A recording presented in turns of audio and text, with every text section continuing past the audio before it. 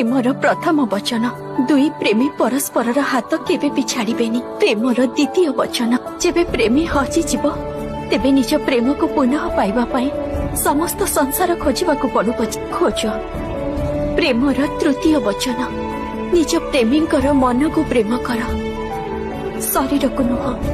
Premiere चतुर्थ वचन जदि प्रेमरे प्रेमी अनुचित मार्ग रे चली जाती तेबे बलपूर्वक हेउ पछे प्रेमी को अटकेबा प्रथम धर्म हेइथाय।